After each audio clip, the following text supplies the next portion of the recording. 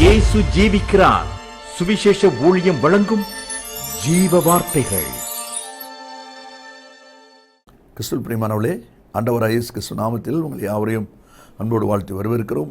இயேசு ஜீவிக்கிறார் ஊழியத்தின் சார்பாக ஜீவ வார்த்தைகள் நிகழ்ச்சிக்கு வந்திருக்கிற உங்களை கர்த்தர் ஆசீர்வதிப்பாராக.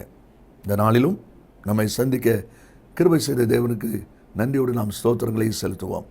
அவர் தமது வார்த்தைகளை அனுப்பி அவரை குணமாக்கி அழிவுக்கு தப்புவிக்கிறார் என்ற வார்த்தையின்படி இந்த வார்த்தை கேட்கிற நீங்கள் இதன்படி செயல்பட உங்களை அர்ப்பணிக்கும் போது அதிசயமான நன்மைகளை பெற்றுக்கொள்வீர்கள். ஊழியத்தில் பயன்படுத்த விரும்பினாலும் எங்களுடைய புஸ்தகங்கள், வெளியீடுகள், பத்திரிகை தேவையானாலும் எங்களோடு தொடர்பு கொள்ளுங்கள். நாம் ஒருமித்து கர்த்தருடைய நாமத்தை மகிமைப்படுத்துவோமாக. இந்த நாளிலும் தேவன் நமக்கு தருகிற வார்த்தை நான் வாசிக்கிறேன், ஜெபத்துடன் கேளுங்கள். நியாயாதிபதிகள் 14ஆம் அதிகாரம் 8ஆம் வசனம். சிம்சோன் சில நாளைக்கு பின்பு அவளை விவாகம் பண்ண திரும்பி வந்து சிங்கத்தின் உடலை பார்க்கிறதற்கு வழி விலகி போனான்.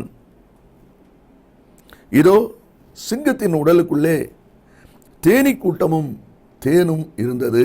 சிம்சோன் சில நாளுக்கு பின்பு திம்னாத்தில் இருக்கிற தான் நேசிக்கிற அந்த ஸ்திரியை பார்ப்பதற்காக அவன் திரும்ப வருகிறான். ஏற்கனவே இதே பகுதியில் முன்பு அவன் வந்த பொழுது அவனும் அவன் தாய் தகப்பனும் வந்தபோது ஒரு பாலசிங்கம் என்று இதே வந்தது, அதை கொன்று போட்டு விட்டான். இப்பொழுது அதே இடத்துல திரும்ப வரும் பொழுது அந்த ஞாபகம் அவனுக்கு வருகிறது. சிங்கத்தை கொண்டோமே, அது என்னவாச்சுது என்று சொல்லி பார்ப்பதற்காக வழி விலகி போகிறான். அந்த சிங்கத்தின் எலும்பு கூட்டுக்குள்ளே தேன் கூடும் இருக்கிறது. அதை எடுத்துக்கொண்டு அவனும் சாப்பிட்டான், பெற்றோருக்கு கொடுத்தான், அவர்களும் சாப்பிட்டார்கள் என்பது சரித்திர சம்பவம். இன்றைக்கு தேவனாய் கர்த்தர் நமக்கு கொடுக்கிற வார்த்தை என்ன? அதில் சொல்லப்பட்டிருக்கிற காரியத்தில் ஒரு 4 அனுபவங்களை நாம் பார்க்க போகிறோம். தேவனுடைய பிள்ளைகளாய் நீங்களும் நானும் சிம்சோன் எப்படி தேவனால் அழைக்கப்பட்ட ஒரு மனுஷனோ ரட்சிப்பை கொடுக்கும்படி 20 வருடங்கள் நியாயம் விசாரித்தான் என்று பார்க்கிறோம். அப்படினாலும் தேவனால் தெரிந்து கொள்ளப்பட்ட ஒரு பாத்திரம். ஆனால் அவனுடைய வாழ்க்கையில் ஏற்பட்ட சோதனைகளுக்கு காரணங்கள் என்ன?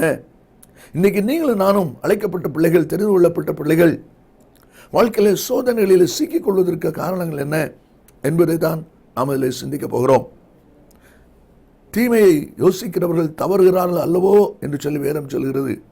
யார் ஒருவன் தீமையை யோசிக்கிறானோ அவன் தவறு செய்கிற மனிதனாக இருக்கிறான் என்பதை நாம் அதில் பார்க்கிறோம். இதில் முதல் 4 ஒரு அனுபவங்கள் சொல்லப்பட்டிருக்கிறதை கவனிக்க முடியும். முதலாவது, சிங்கத்தின் உடலை பார்க்கிறதற்கு வழி விலகி போனான் என்று பார்க்கிறோம்.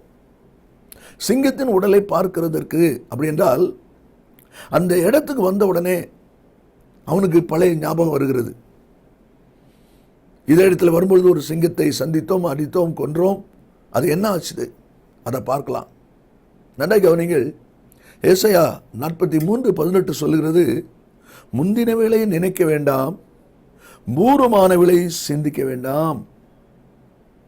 முன்பு நடந்ததை சிந்திக்கிற அந்த சிந்தனை வந்தவுடனே வழி விலகுகிறான். இந்த வார்த்தைகளை கேட்கிற அன்பு நேச பிள்ளைகளே, முந்தினவைகள் என்ன? ஒரு சிங்கத்தை கொண்ட காரியம், அது வேண்டாம் என்று வெறுத்து தள்ளின ஒரு காரியம். ஆவிக்கிற விசுவாச ஓட்டம் ஓடுகிறது என்னுடைய பிள்ளைகளாய் நீங்களும் ஏதோ ஒரு பாவம், ஏதோ ஒரு தவறு, ஏதோ ஒரு மீறுதல் செய்த அந்த காரியத்தை நினைவு கூட்டக்கூடிய சம்பவங்கள் வாழ்க்கையில் வரும் பொழுது நீங்கள் அதை சிந்திக்க இடம் கொடுப்பீர்களானால், என்ன பாவம், எவ்விதமாய் செய்தது, யார் யார் அதில் உண்டு என்பதை குறித்த ஒரு ஓட்டம் மனத்திரையில் ஓட ஆரம்பிக்கும். அந்த மனத்திரையில் ஓட ஆரம்பிக்கும் பொழுது மீண்டும் பழைய பாவ சிந்தனைக்கு நேராக, வழி விலகுதலுக்கு நேராக உங்களை கொண்டு போவதை நீங்கள் அறிய முடியும். அதுதான் இதில் சொல்லப்படும், முந்தினவைகளை நினைக்க வேண்டாம்.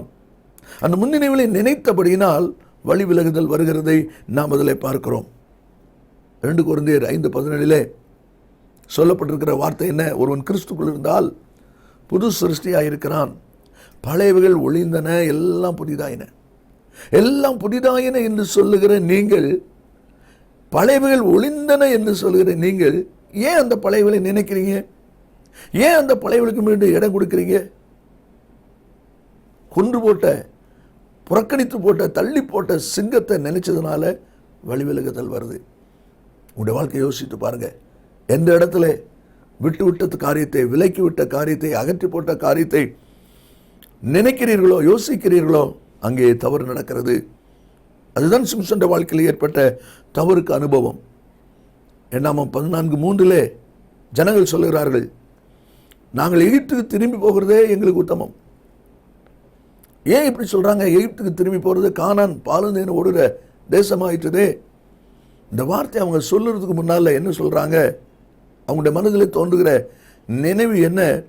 என்னாமம் 11:5 நாம் எகிப்திலே கரையமில்லாமல் சாப்பிட்ட வெங்காயம், வெள்ளரிக்காய், வெள்ளைப்பூண்டு, கீரை, கொம்டிக்காய் இதெல்லாம் நினைக்கிறோம். மச்சம். இந்த நினைவு வந்த உடனே வழிவிலகுதல் வருது. இங்கே இருக்கிறத விட எகிப்து போயிடலாம், அங்கே கரையமில்லாமல் சாப்பிட்டோம். இந்த வார்த்தையில் கேட்கிற அருமையானவர்களே, எதை நீங்கள் வெறுத்தீர்களோ, எதை நீங்கள் விலக்கி விட்டீர்களோ, திரும்பவும் அதை நினையாதபடி, திரும்பவும் அதை உங்கள் சிந்தனைகள் வராதபடி நீங்கள் இருப்பில்லானால் நீங்கள் வெற்றி ஓட்டம் ஓடுவீர்கள். லோத்தின் மனைவி உப்பு தூண் ஆள காரணம் தன்னுடைய காரியத்தை பார்க்கும்படி பின்னே திரும்பினதுனாலே உப்பு தூண் ஆகிவிட்டார். எத்தனை சந்தர்ப்பங்களுடைய வாழ்க்கையிலையும் பிரயோஜனமற்ற, உபயோகமற்ற உப்பு தூணை போல மாறி இருக்கிறது. இன்னைக்கு ஒரு தீர்மானம் பண்ணுங்கள். விட்டு விட்டதை, விலக்கி விட்டதை இனி நான் சிந்திக்க மாட்டேன். 2வது அனுபவத்தில் பார்க்கிறோம், அந்த உடலை பார்ப்பதற்காக அவன் வழி விலகி போனான் என்று சொல்லப்பட்டிருக்குது.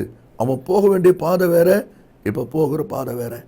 இந்த வார்த்தைகளை கேட்கிற அன்பு நேச பிள்ளைகளே, ஒருவேளை நீங்கள் ஊழியம் செய்ய தேவனுடைய பிள்ளையா இருக்கலாம். நீங்கள் செய்கிற காரியம், போகிற பாதை தேவன் உங்களுக்கு நியமித்த பாதையா, அல்லது நியமித்தது போல தெரிகிறது என்று சொல்லி விலகி ஓடிக்கொண்டிருக்கிறீர்களா? கொஞ்சம் யோசித்து பாருங்க.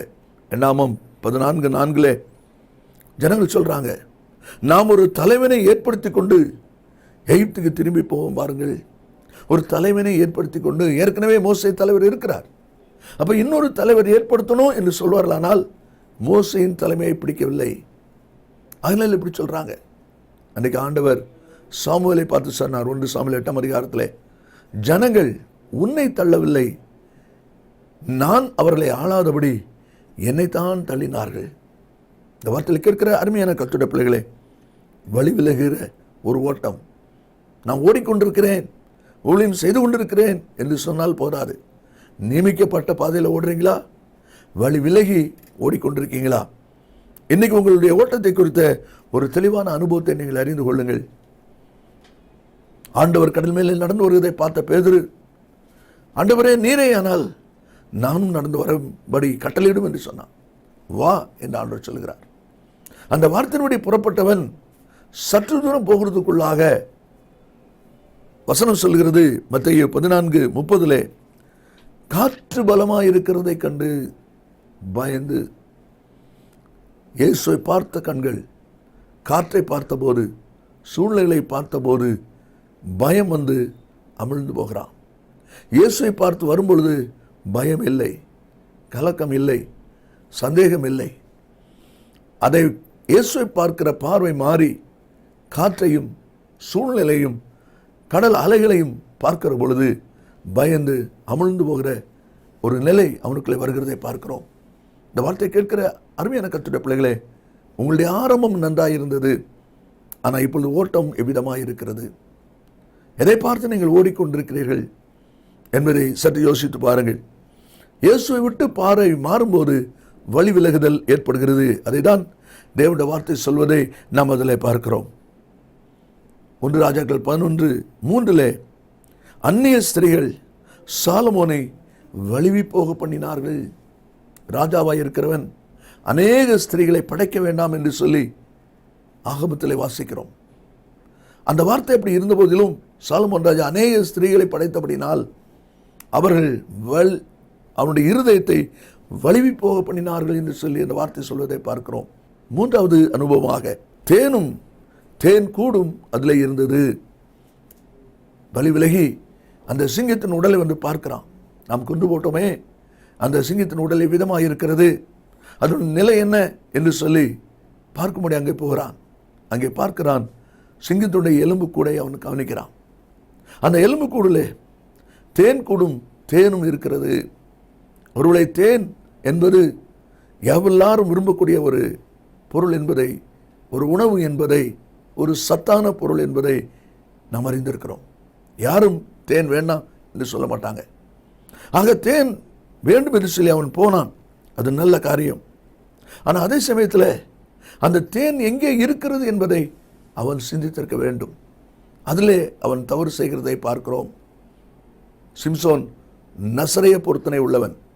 பிறப்பதற்கு முன்பாகவே நீ உனக்கு பிறப்போகிற மகன் நசரேனாயிருப்பான் என்று சொல்லி அவன் தலையிலே சவரங்கத்தை படக்கூடாது என்பது தேவனுடைய வார்த்தை. அந்த நசரேய மனுஷனை குறித்த வார்த்தை சொல்லப்பட்டிருக்கிறதை வேத புஸ்தகத்தில் நான் வாசிக்கும் போது என்னாகும் 6:6 வாசிக்கிறோம். நசரேயன் யாதொரு பிரேத தண்டையில் போகக்கூடாது. தேன் கூடும் தேனும் அதில் இருக்கிறது. அந்த தேன் கூடும் தேனும் அதில் இருப்பது நல்லது. ஆனால் அந்த தேன் எங்கே இருக்கிறது என்பதை அவன் அறிய வேண்டியது மிக முக்கியம். இன்றைக்கு தேன் என்பது நம்முடைய பிராக்டிக்கலான வாழ்க்கையிலே நம்மை கவர்ந்து கொள்ளக்கூடிய ஒன்று. உன்னத பாட்டு 4:9 என் இருதயத்தை கவர்ந்து கொண்டாய் என்று சொல்லப்பட்டிருக்கிறது. அதே போல தேன் நம்மை கவர்ந்து கொள்ளக்கூடிய ஒரு ஒன்று. ஆனால் அதே சமயத்தில் அது ருசி உள்ளதாக இருந்தாலும் அதை குறித்து ஜாக்கிரதையோடு இருக்க வேண்டியது அவசியம். தேனை பார்த்த உடனே தன் நிலையை இங்கே சிம்சன் மறந்து விடுகிறதை நாம் பார்க்கிறோம்.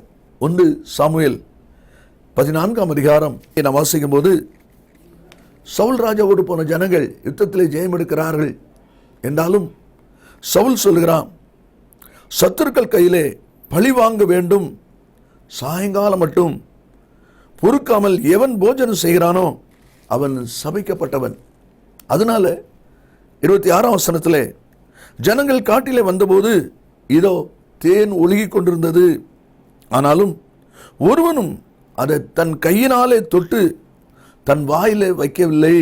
காரணம், ஜனங்கள் ராஜாவின் ஆணையத்தின் நிமித்தம் பயப்பட்டார்கள்.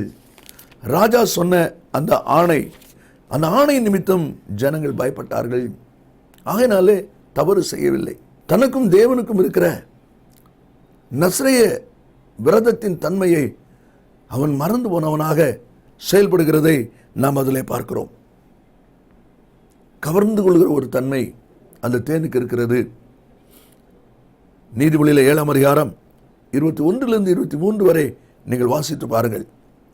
தன் மிகுதியான இனிய சொற்களால் அவனை இணங்க பண்ணினாள் என்று பார்க்கிறோம். 22ஆம் அதிகாரம் 5ஆம் வசனத்திலே, மாறுபாடுடைய வழியிலே கண்ணிகளும் உண்டு என்று சொல்லப்பட்டிருக்கிறது. அப்படியெல்லாம் இந்த வார்த்தையிலெல்லாம் நாம் பார்க்கும்போது உலகத்தில் உள்ள சில கவர்ச்சியான காரியங்கள் நாம் செய்ய வேண்டிய காரியத்தை செய்ய விடாதபடி செய்யக்கூடாத காரியத்தை செய்ய வைத்து விடுகிறதை பார்க்கிறோம். அதனால்தான் பவுல் கொரிந்தியருக்கு நிருபம் எழுதும்போது 2 கொரிந்தியர் 11:3 உங்கள் மனதும் கிறிஸ்துவை பற்றிய உண்மை நின்று கெடுக்கப்படுமோ என்று பயந்திருக்கிறேன் சொல்கிறார். ஜாக்கிரதை ஓடுங்கள். கடைசியாக அவன் நசரேய விரதம் உள்ளவன், நசரேய பிரதிஷ்டை உள்ளவன்.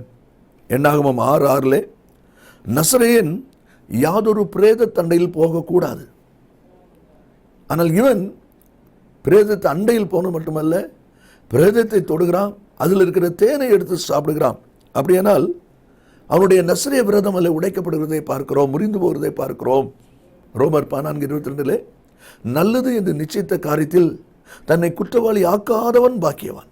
நீங்கள் எது நல்லது என்று தீர்மானித்தீர்களோ அதில் நிலைத்து நிற்க பாருங்கள். தேன் போன்ற கவரக்கூடிய சில காரியங்கள் வாழ்க்கையில் பிரதிஷ்டை உடைக்கும்படியாக செய்ய ஆயத்தமாக இருக்கிறது. அதனால் நீங்கள் ஜாக்கிரதை ஓடும்படி அழைக்கப்படுகிறீர்கள். அதுதான் வாசிக்கிறோம். நியாயாதிபதி 11:35 எப்தா சொல்லுகிறான், என் வாயை திறந்து சொல்லிவிட்டேன், அதை நான் மாற்றக்கூடாது. இந்த வார்த்தையில் கேட்கிற அன்பு நேச பிள்ளைகளே, சற்று யோசித்து பாருங்கள். சிம்சன் வாழ்க்கையில் இவ்வளவு பெரிய குழப்பமும் வேதனையும் வழி விலகுதலும் பிரதிஷ்டையில் உடைப்படுதலும் ஏற்பட காரணம் என்ன? செத்து போன உடலை பார்க்கணும் என்கிற ஒரு சிந்தை வந்ததுனால. இது ஒரு விசுவாசி உங்களுடைய வாழ்க்கையில் பழைய பாவத்தையும் விலக்கிவிட்ட காரியங்களையும் வேண்டாம் என்று வெறுத்த காரியங்களை நீங்கள் நினைப்பீர்களானால் மீண்டும் அதே பாவ சிந்தனை வேதனையின் அனுபவம் உள்ளே வருகிறது. அது நன்மையை கெடுக்கிறதா இருக்கிறது. அதுதான் நீங்கள் பார்க்கிறோம். இல்லை ஜாக்கிரதையாக ஓடுவீர்களானால் நீங்கள் ஜெயமுள்ள கிறிஸ்தவ வாழ்க்கையை செய்வீர்கள். கர்த்தர் நமக்கு உதவி செய்வார். நாம் ஜெபிப்போமா? இயேசு சீக்கிரம் வரப்போகிறார். நல்ல பிதாவே என்னோடு துதிக்கிறோம்.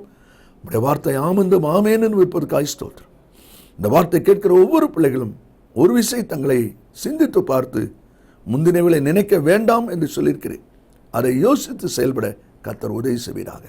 கர்த்தர் இயேசுவின் நாமத்தில் பிதாவே, ஆமேன் ஆமேன். கர்த்தர் உங்களை ஆசீர்வதிப்பாராக.